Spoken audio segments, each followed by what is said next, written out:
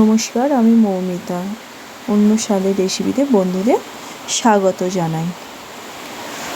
পুজো পার্বণ বলো বা নিরামিষ দিনে বলো, এই রেসিপিটা খুবই লোভনীয় বা সবাইয়ের পছন্দের।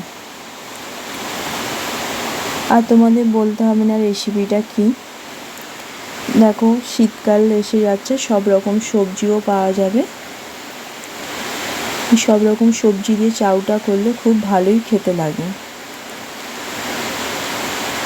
ফুলকপি, ক্যাপসিকাম, গাজর, আলু, বিনসটা ছিল না, বরবটি দিয়েছি।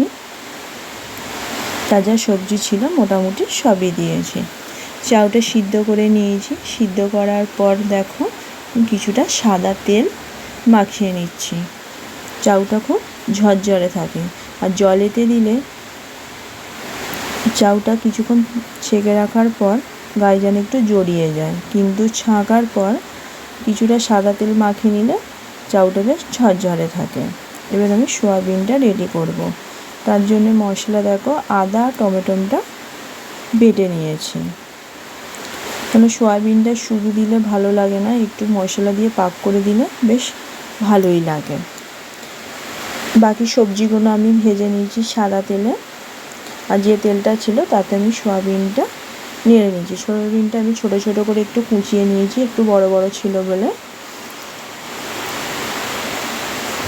এবার সর্ষের তেলে আমি সয়াবিনটা করব। টমেটো আর আদা বাটাটা প্রথমে দিয়ে দিয়েছি, দিয়ে এটা একটু ভালোভাবে কষিয়ে নিয়েছি। তারপর হলুদ, শুকনো লঙ্কা আর হাফ চামচ জিরে, আর স্বাদ মতো নুন আর মিষ্টি। মশলা ধোয়া জলটা একটুখানি দিয়ে দিয়েছি। দিয়ে তারপরে এরপর ভাজা সোয়াবিনগুলো দিতে হবে। দিয়ে একটুখানি নেড়ে একটু চাপা দিয়ে দিয়ে করলেই সোয়াবিনটা রেডি হয়ে যাবে।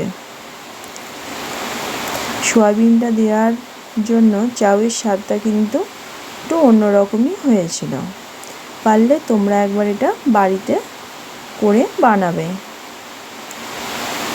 ফোড়নে দিয়েছি দেখো শুকনো লঙ্কা, জিরে, তার ওপরেই দিয়েছি ক্যাপসিকাম আর 4-5টা মতন কাঁচা লঙ্কা দিয়ে ভালোভাবে চাউটা নেড়ে নিয়েছি।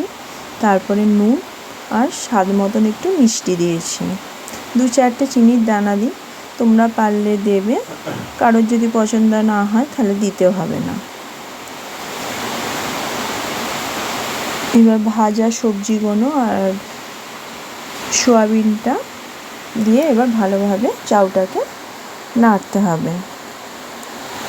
ভালোভাবে মেশাবে, কেন ডেলা হয়ে থাকলে আর সেই যখন মুখে পড়বে ভালো লাগবে না। কিছুটা চাউয়ের মশলা দিয়েছি, একটা প্যাকেট। এভারেস্টে চাউয়ের মশলা কিনতে পাওয়া যায়, কিন্তু ম্যাগির মশলা দিইনি। ম্যাগির মশলাটাতে ওতে পেঁয়াজের ডাস্ট থাকে, পেঁয়াজের গুঁড়ো থাকে। তোমরা একটু লক্ষ্য করে দেখবে, অনিয়ন পাউডার বলে লেখা থাকে, সেই জন্য ম্যাগির মশলাটা দিইনি। কিছুটা চীনা বাদাম দিয়েছি ভাজা, আর 2 চামচ মতন গোলমরিচ দিয়ে ভালোভাবে ওটা মিশিয়ে নিয়েছি।